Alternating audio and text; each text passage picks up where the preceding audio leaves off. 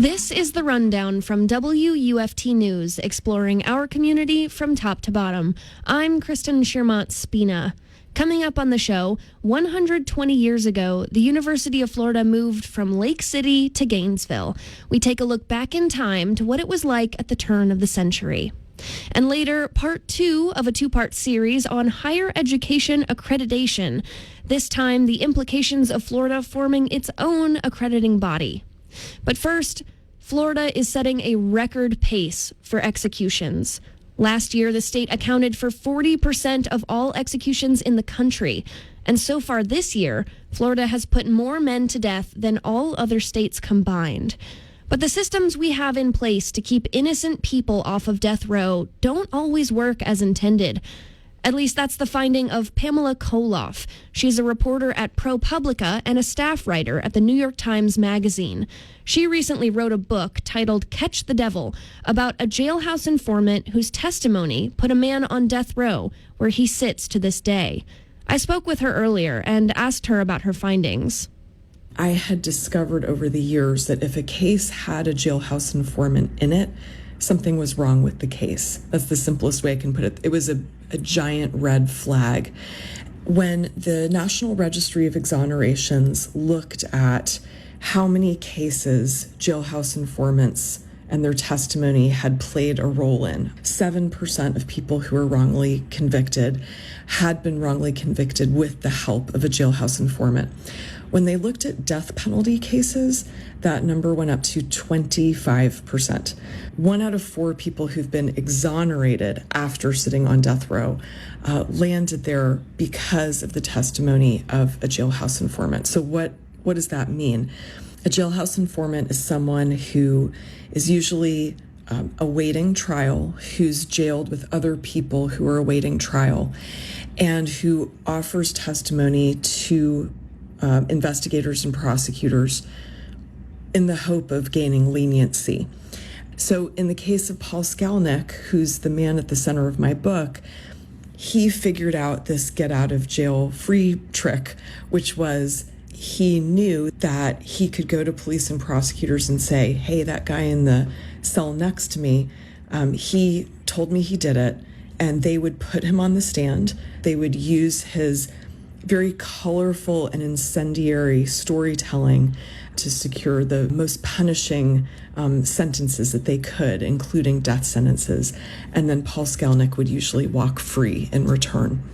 And the stories in this book feel especially prescient right now, with Florida setting a record pace of executions both last year and this year, including literally this week we had 2 men executed in the same day for the first time in over 60 years.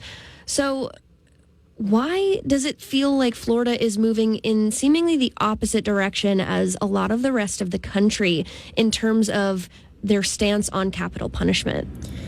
This issue, it's so interesting. I mean, the case at the heart of my book happened in 1985, and yet these issues couldn't be more relevant today. You know, we are in the epicenter of what's happening in capital punishment in the United States, and it comes at this time, as you said, that so many states are moving away from the death penalty. And Florida has a setup sort of unlike any other in that among active death penalty states right now, there is one person who decides who is executed next and when, and that is the governor.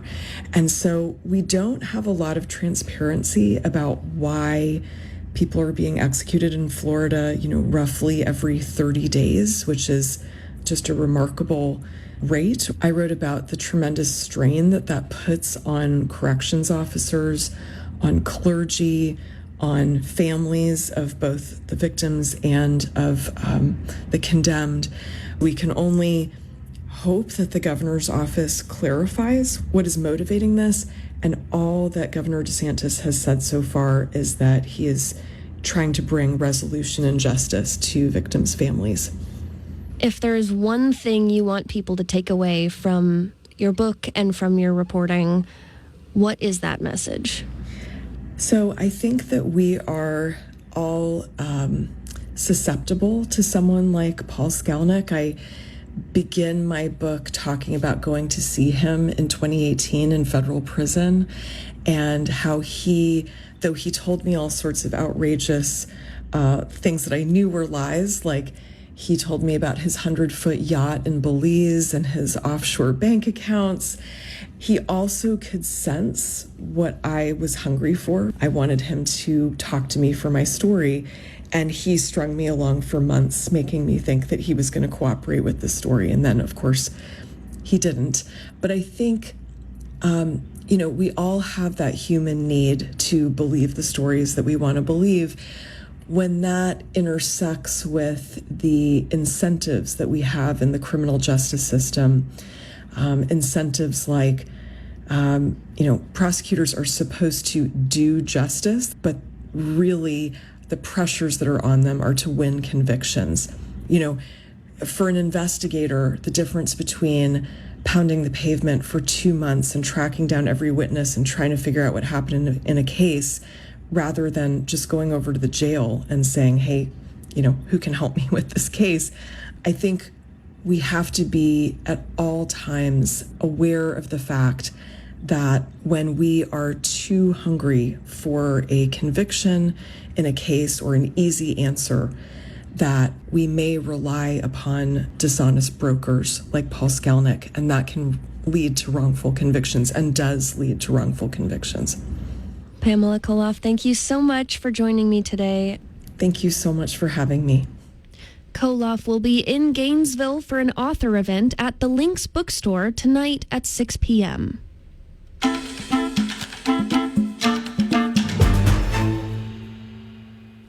If you're just joining us, this is the Rundown from WUFT News. I'm Kristen Shermont-Spina.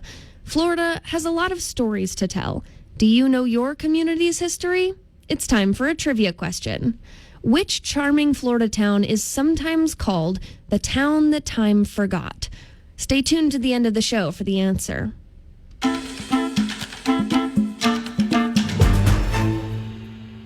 It was 120 years ago this month that the University of Florida moved from Lake City to Gainesville, and the decision to settle here had a rocky start.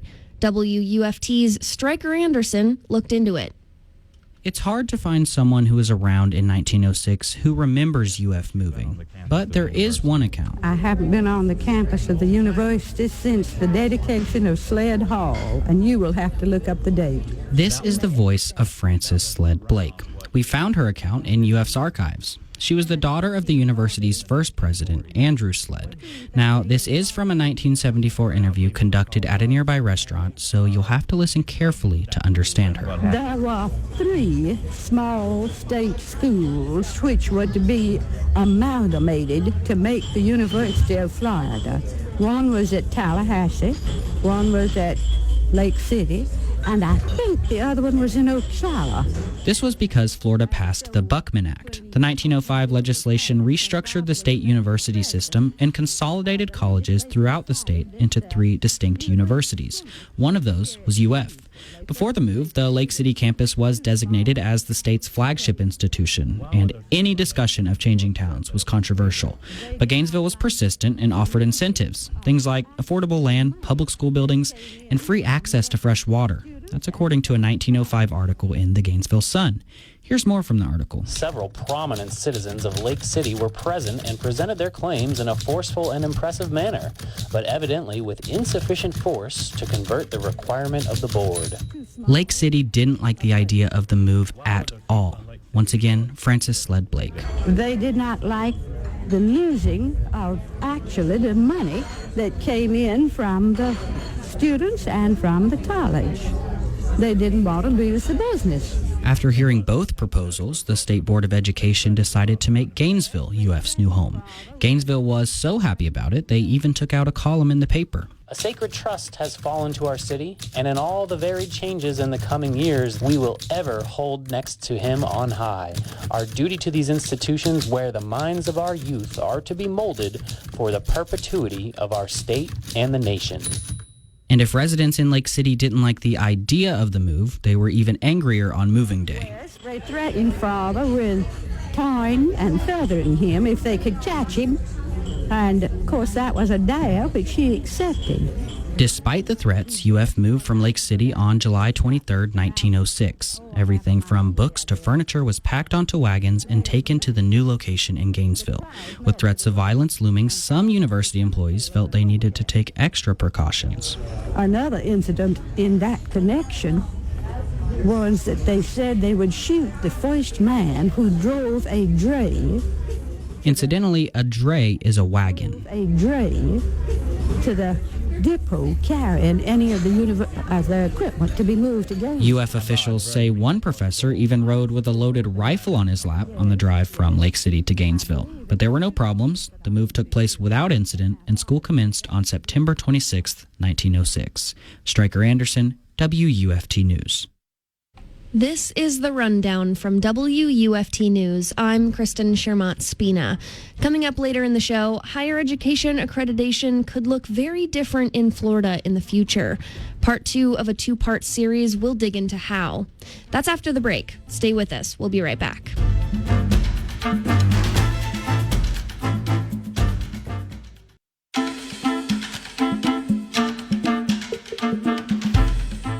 Welcome back to The Rundown. I'm Kristen Shermott-Spina. A group of southern states has come together to form a new accrediting body for public colleges and universities. Because accreditation is tied to access to federal student aid, the move could have major implications for higher education across the region. Last week, WLRN investigative reporter Danny Rivero explained how the Commission for Public Higher Education came together and why Florida helped lead the effort. Today, WLRN education reporter Natalie LaRoche-Pietri looks at how educators working in these states view joining the commission and what it could mean for teaching, learning, and academic freedom. The Commission for Public Education, CPHE for short, could begin operating as soon as next year. Its guiding standards were adopted late last year, but educators remain divided over the standards. The flashpoints are academic freedom and intellectual diversity, the bedrock of higher education. In a section about intellectual diversity, the new guidelines say that favoring certain ideas on campus is valid when campus culture is skewed towards other ideas. In effect, schools can tilt the scales in the name of achieving a balance. That balance will be considered when it comes to access to federal money. It leaves a lot of leverage for the state to basically say, you don't have enough of the ideas that I like, therefore we're going to call this institution not intellectually diverse. And if you don't do something about it, then we'll pull your accreditation. Isaac Kamola is director of the Center for the Defense of Academic Freedom at the American Association of University Professors, a professional organization. He's also an associate professor of political science at Trinity College in Connecticut. Politicians and political movements, MAGA, has basically decided we don't like the ideas that are being produced within the university. And instead of refuting them on scholarly grounds, right, we're going to put our thumb on the political scale in order to prevent those ideas from being taught. For decades, most Southern universities and colleges have been accredited through the Southern Association of Colleges, the region's long-term accrediting body. SACS has a history of setting hard boundaries between politicians and state schools, including recently between Governor Ron DeSantis and the University of Florida. In the era of the so-called culture war waged on college campuses, fields like sociology have been targeted. Officials in Florida and Texas recently removed Intro to Sociology classes from the core curriculum, a field of study that closely examines how the treatment of men and women varies, or being black or white. Ray Rodriguez is the chancellor of the State University System of Florida. He was one of the officials leading the effort to get Introduction to Sociology removed. He said this in March ahead of the vote to do that. Sociology is a discipline. It is now social and political advocacy dressed in the regalia of the academy. The CPHE did incorporate academic freedom and a stance that it's up to faculty to determine curriculum. I know that the fact that the commission adopted an intellectual diversity standard surprised some people. Cameron Howell is a University of South Carolina administrator and senior advisor to the board of directors for the CPHE. He says the concerns are misplaced. We'd like to think that we've devised an approach to intellectual diversity narrowly, appropriately, in a way that doesn't undermine the academic freedom that belongs to institutions or to faculty. Rob Tabor is an associate professor of history at Fayetteville State University in North Carolina. When he and colleagues found out about a new potential accreditor, they knew they wanted to be involved. Tabor's now been leading a faculty group that has advised the commission over the last year. We want to make sure that this is actually supporting university excellence, insisting that a geology class incorporate flat earth viewpoints, for example, would be a disservice to the students. Tabor wants his students to think critically, be analytical, and engage in robust dialogue. The affiliation with an accreditor is supposed to be voluntary. I'm a historian of slavery in Latin America. If for some reason CPHE turns into an accreditation agency that would prevent my teaching, my research, or otherwise impact or harm academic freedom, free inquiry, harm the student experience, my advice to my provost and senior leadership would be, let's not go with CPHE. Jackie Ignatova is co-president of the AAUP local chapter and faculty at Appalachian State University in Boone, North Carolina. She teaches sustainable development and remains skeptical. There's rising student concern about what all of this means for their ability to learn on subjects like climate change, gender, inequality, racism in healthcare, things like that. Instead of librarians at each school making the call on what books to keep, the commission could take control of that for the whole university system in a state. For me, that creates, I think, an opportunity for more efficient censorship should it be used by a bad actor. Ignatova says this could present an ethical and moral conflict for professors. Down the line, they may consider a difficult choice: teach the subject according to their expert standards and knowledge, or water it down to the version state officials want. I know what I was trained and hired to teach, and I'm going to continue to teach it. That is my choice, and I know that there could be consequences for that. But I also know that these attacks on higher ed are fascism in practice, and I don't like playing nice with fascists. For Howell of the CPHE, the creation of the commission isn't about favoring one political agenda over another. It's about adding options, diversity, to the marketplace of accrediting bodies. We hope that will enable the Commission for Public Higher Education to be around for 100 years and to withstand different presidential administrations, different executives who might be in charge of the U.S. Department of Education. We want to devise something that is smart and not driven by politics or ideology.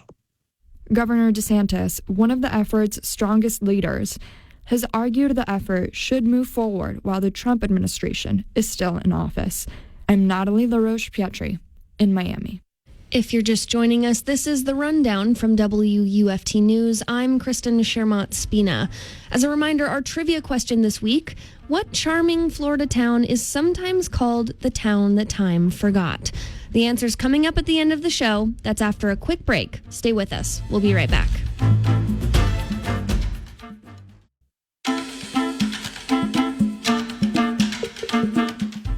This is the Rundown from WUFT News. I'm Kristen Shermott-Spina. Okay, everyone's talking about it. The new Christopher Nolan film, The Odyssey.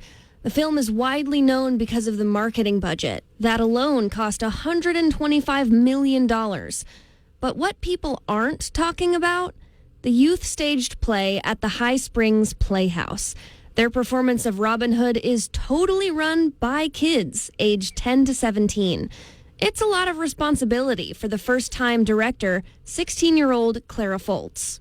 I had to design the costume and the set and the lighting, the sound, like pretty much every technical aspect. And then running rehearsals, I'm responsible for the blocking, helping the kids with their character work, and like really just at a typical rehearsal. It's just like running the scene over and over. The play itself, it has the classic characters like Robin Hood, Little John, Friar Tuck, the sheriff, but the director tells us it mainly focuses on the origin story of Robin Hood, played by 12-year-old Archer Newton. I've always watched a movie and be like, it would be so cool if I acted in a movie and it was released. And it would be even better if it was a big hit. And why acting? Why not basketball or video games? Doing sports every day for a whole season and playing video games every day for a whole year can get pretty boring. So I wanted to change things up. One of the things that everyone seems to like is the fight scenes. Our fight choreographer, Ted Lewis, who helped found the Thieves Guild in Gainesville, he helped choreograph our show, and so the fights are like really impressive, and the audience is always like cheering, "Get him!" Yeah, and they're really into it.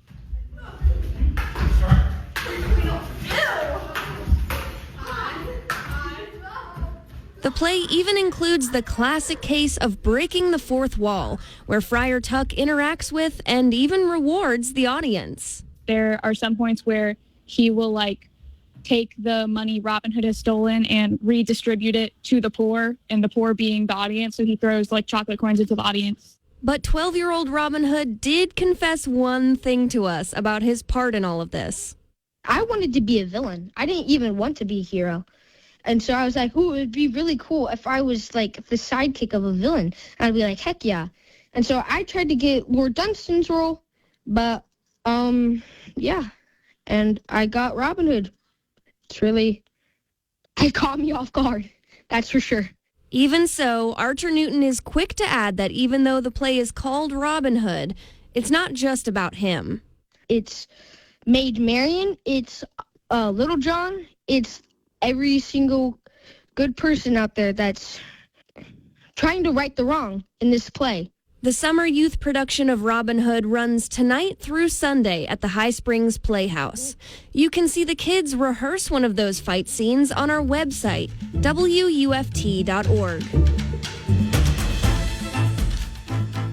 The Rundown is a production of WUFT News out of the University of Florida College of Journalism and Communications. The team that made the show possible this week includes Dave Barriswain, Ailey Shanes, Stryker Anderson, Natalie LaRoche-Pietri, and Tess Lippincott. Our trivia question this week, which charming Florida town is sometimes called the town that time forgot? The answer? Micanopy. That's it for The Rundown. I'm Kristen Shermont Spina.